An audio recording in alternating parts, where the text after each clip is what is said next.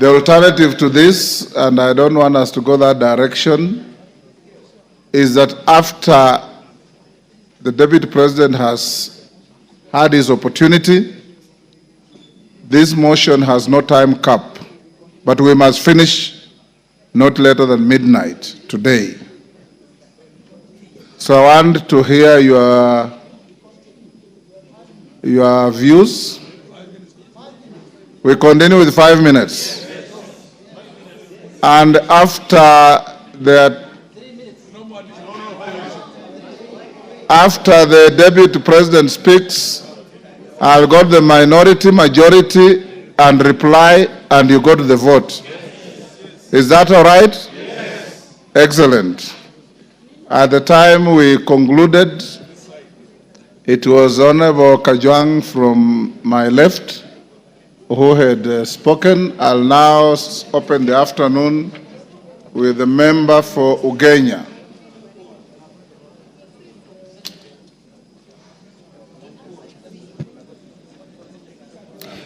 Thank you so much, Mr. Speaker.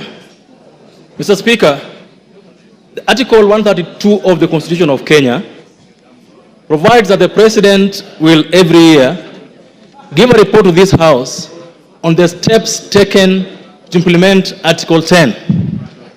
Mr. Speaker, Article 10 is the soul of the nation.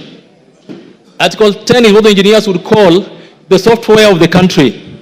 It is what the doctor would call the heartbeat of this country. Oh dear. Mr. Speaker, through Article 10, this country gave to itself how they want to be governed. Mr. Speaker, Article 10 of the Constitution provides for us the map to where we want to go. Mr. Speaker, in the last 1.5 years, we've listened to and been treated to, Mr. Speaker, the Deputy President piercing with a sharp knife through the very heart of the nation, Mr. Speaker. When we went to give ourselves a new constitution, Mr. Speaker, we said tribalism, nepotism, corruption, Mr. Speaker, are our ills. And we said that we will entrench Article 10 and ensure that going forward, we live as a country together, united, Mr. Speaker. Mr. Speaker, for the last 2 years, the Honorable Gachagua has not only put a knife onto the back of our values and shared principles, but he's kept turning that knife, Mr. Speaker, to the level where if we allow him to continue being Deputy President, Mr. Speaker, we are going to risk the loss of the heart of this country, Mr. Speaker. Mr. Speaker, the move of this motion, the Honorable Mutuse, read what appears in Article 10, Mr. Speaker. Mr. Speaker, there is nothing to say about a person who believes that this country should only belong to one region, Mr. Speaker. It has to be clear today that we are not impeaching Mount Kenya.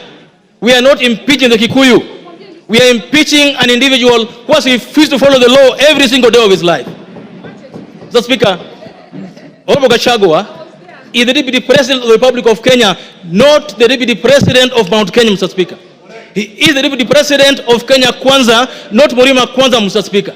It has to be said today that if you are to build together, if you are to run a country that has shared values, shared principles, and shared prosperity, Mr. Speaker, all of us must believe that our leaders will live within the four corners of the law.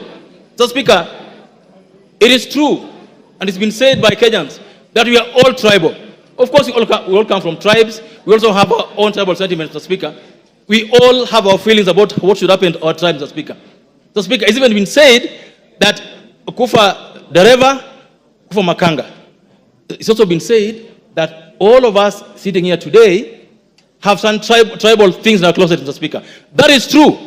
But, Mr. Speaker, and you are a seasoned lawyer, when you go to court and you are charged, and the others you are charged, you are not in court, they say, Rigiji, Gachagua, and others not in court. The case here today is that of Rigiji, not others not here today. The case we're dealing with today is the case of Makanga, not driver, not passengers. So, Mr. Speaker, we have to deal with a person who believes that his job is to represent Mount Kenya. Mr. Speaker, on this side sits members of parliament elected by Mount Kenya people. on this side sits members of parliament from Nyeri, from Kirinyaga, from Muranga, from everywhere. Those counties also have governors. Nobody appointed Rigiji to be the benefactor. No one appointed Rigiji to be the custodian of Mount Kenya. No one. Because our constitution provides for leaders from that place to represent them. Mr. Speaker, by his actions that are against Article 10 of the Constitution, Mr. Speaker, Rigiji has alienated Mount Kenya from the rest of the country. He is fought so hard to be the Mount Kenya kingpin, Mr. Speaker, and I believe that this House must impeach him so that he can go and be the kingpin of Mount Kenya and not the deputy president of this country. That's what we need to do this afternoon, Mr. Speaker. Mr. Speaker, yesterday I had him mention the name of our PCS, the name of the Ford Kenya leader. Mr. Speaker, coalition agreements are done. Give him 1 minute. Coalition agreements are done between parties and among parties, Mr. Speaker. And if, for example, MDG where I ran has shares in the government, the shares are for the whole country, not for a tribe or for an individual, Mr. Speaker. Mr. Speaker, today, I must say that we will impeach him.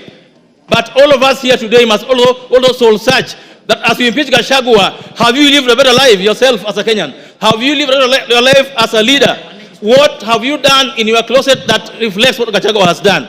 We'll impeach him, but we must also change our ways as a country, from the president down to all of us who lead in this country, Speaker. I support and believe that he must be impeached. Commissioner Patrick Makau.